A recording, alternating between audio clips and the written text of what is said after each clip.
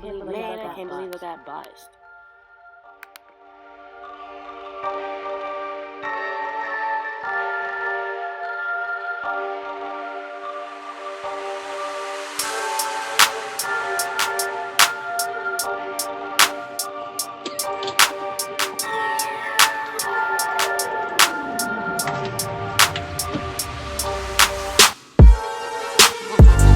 OMG, y'all, I am so freaking nervous, but I'm so freaking happy at the same time because this is the last time I will have 34B boobies. And as you see, it doesn't even completely fill up my bra. Warning, the related content may be disturbing to some individuals.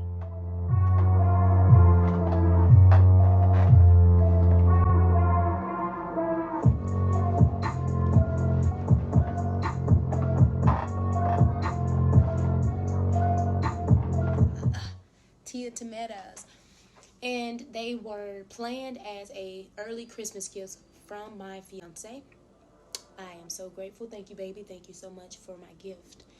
Okay, so first I had my surgery planned for December 10th at 6 a.m. and I went in thinking that I would get 550 cc's of saline implants, which are the water-based kind, not the gummy. That was the first mistake. Second mistake was not getting very familiar with my surgeon because we did not have a great relationship at all. Prior to me going to prior to me doing my consultation, I had never met this surgeon before. I am new to California, therefore I am new when it comes to all of their medical doctors and everything. However, only thing I did was go on Yelp and read his reviews, and that was all I could do. The surgery altogether for the saline implants was like close to $4,000.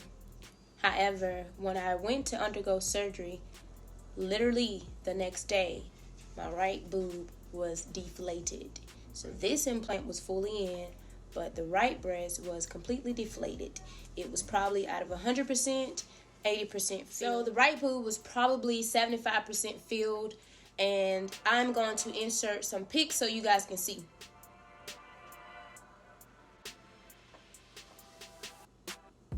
And while we're here, I want you guys to hit the subscribe button. Why not? I mean, this is going to be a very interesting story. So, long story short, of course, I have anxiety. I was panicking. I was like, what in the world? And it made it even worse because my body was perfectly proportionate the way it was. It was perfect the way it was. I just wanted full breast. That was it. Small ones, size of basketball, ones real, ones fake, ones jiggle on the shake, ones style ties, honkers, mainly grounded bonkers, really like boobs. I like white ones, black ones, let me lick the crack ones. We was expecting the breast to be a little deformed because you just had surgery. They're not going to come out looking perfect just yet. They have to set in, for lack of better words, because, you know, like, I just was so heartbroken. Like, I can't believe this really happened to me. And how did I get botched in America? Like, out of all places, how do you get botched in America? And then I did not go to a cheap ass place. I literally went to a nice place in an area, and you know, it's more bougie. You expect the best surgeons, you expecting the best results, you expecting, you know, everything to be A1 and on point, which is what I was expecting. But you know, I've learned a lot throughout that journey. One, I learned that you should do more than one consultation. Like, duh, go to more than one surgeon, hear what every last one of them have to say, listen to the pros and cons, listen to the different sizes that they offer you. Get as many options as you can before you settle for one surgeon. Because, like me, you don't know anybody. You're not even from here.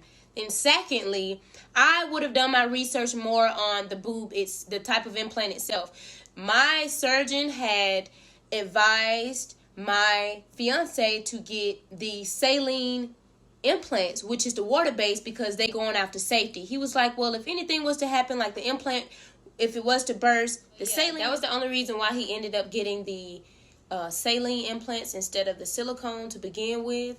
Second, The second time around going through the surgery was a lot quicker. It was a lot easier, even though at this point my trust level was on 0. Like, I couldn't even trust the surgeon to redo it. I was at the point of, no, I want to go to somebody else. But see, what happened was, the day after the first surgery, I yelped him. Yep, I was pissed off. I was like, you know what? Everybody need to hear this story. Don't nobody else need to come to him. They need to know what they getting themselves into before they come over here.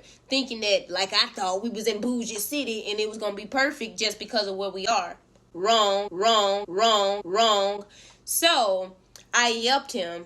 And as I was driving there to let him do the evaluation, me and my fiance agreed to take the yelp down, give him a chance to actually give us other options on how he could fix it, and go from there. I decided to take down the yelp. I listened to what he had to say. He pretty much was saying that it was not a default on his end as a surgeon. If it was a default on his end, the implant itself would have ruptured a lot more. More than 80% of the water would have spilled out of the implant itself, and it would have showed some type of leakage on the valve of the implant once it was inserted inside of my chest. He said that it had to have been a default or faulty implant that came from the implant company themselves. So apparently there's only 2 implant companies in America, or in this world, that we use here in the United States, and the company that he used in particular, he was sent a faulty implant, so it was a liability. Okay, now look. I kept seeing these videos saying that it was going to feel like an elephant was on your chest after you had the surgery.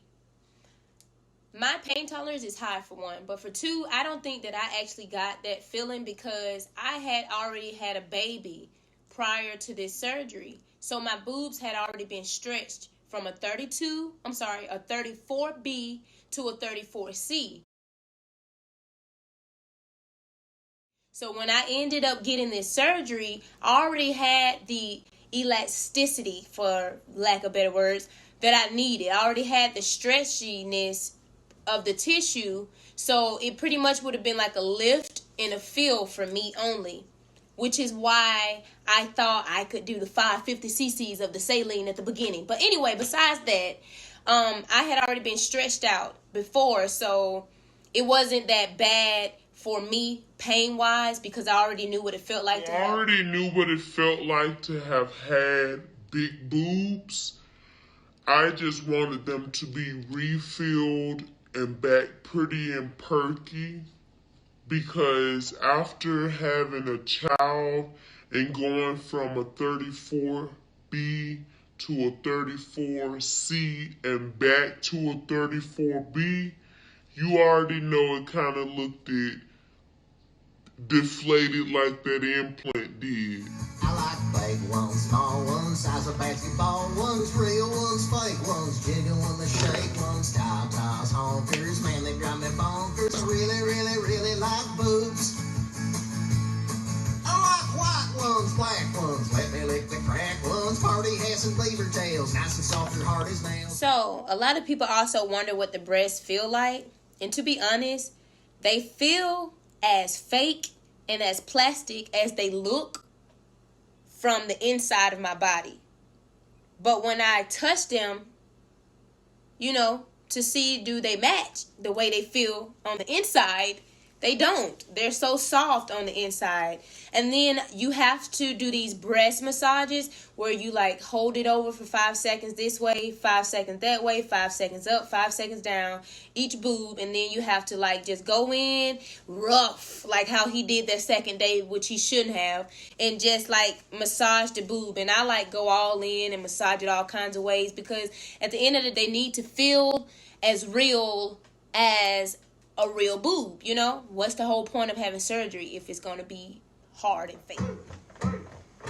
Drop 'em out, let me see them titties. Gonna take a long look at those titty gold bitties. Every toes looking nice, nipples looking real pretty. Come on, let me get her at your boobs.